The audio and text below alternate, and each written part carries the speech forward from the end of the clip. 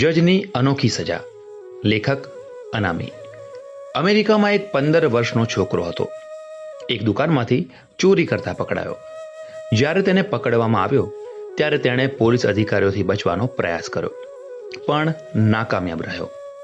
ન્યાયાધીશે ગુનો સાંભળ્યો અને છોકરાને પૂછ્યું, શું તે ખરેખર બ્રેડ અને ચીઝના પેકેટની ચોરી કરી? છોકરાએ નીચું જોયું અને જવાબ આપ્યો, હા. જજે પૂછ્યું, કેમ? છોકરાએ કહ્યું, મારે તેની જરૂર હતી. ન્યાયાધીશે પૂછ્યું, તો તારે ખરીદીને લેવી જોઈએ. છોકરાએ કહ્યું, પૈસા ન હતા. ન્યાયાધીશે પૂછ્યું, પરિવારના સભ્યો પાસેથી પૈસા લાવી લેવી જોઈતી હતી. છોકરાએ કહ્યું, ઘરમાં માત્ર માં છે, બીમાર અને બેરોજગાર, તેના માટે જ બ્રેડ અને ચીઝની ચોરી કરી. જજે પૂછ્યું, તારી પાસે કોઈ કામ નથી? છોકરાએ કહ્યું, કાર વોશનું કામ કરતો હતો. મેં મારી માતાની સંભાળ રાખવા માટે એક દિવસની રજા લીધી હતી, તેથી મને કાઢી મૂકવામાં આવ્યો.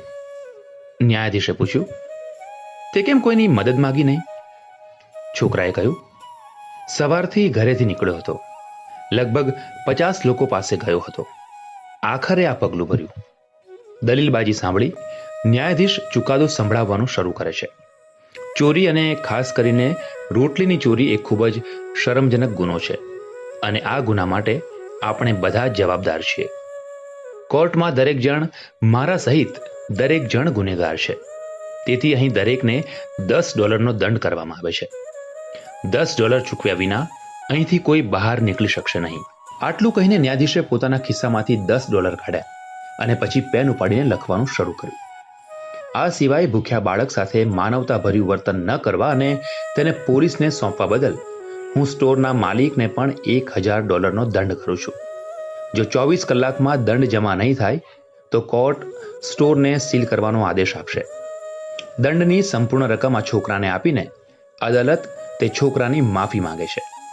ચુકાદો સાંભળીને કોર્ટમાં હાજર લોકોની આંખોમાંથી આંસુ વહેવા લાગ્યા. તે છોકરાની પણ આંખમાં આંસુ આવી ગયા.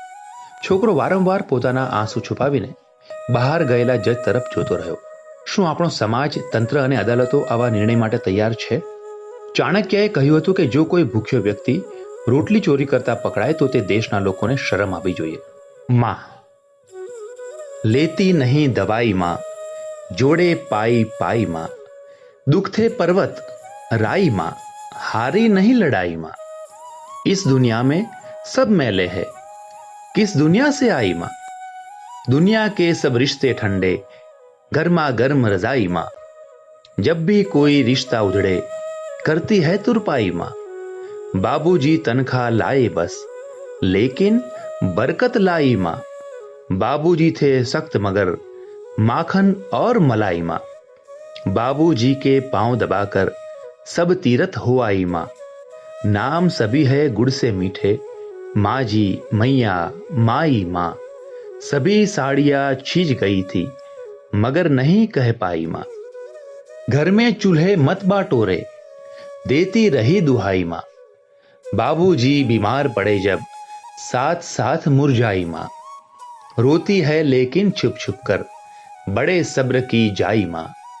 लड़ते लड़ते सहते सहते रह गई 1/3 माँ. बेटी रहे ससुराल में खुश, सब जेवर दे आई माँ. माँ से घर घर लगता है, घर में धुली समाई माँ. बेटे की कुर्सी है ऊंची, पर उसकी ऊंचाई माँ.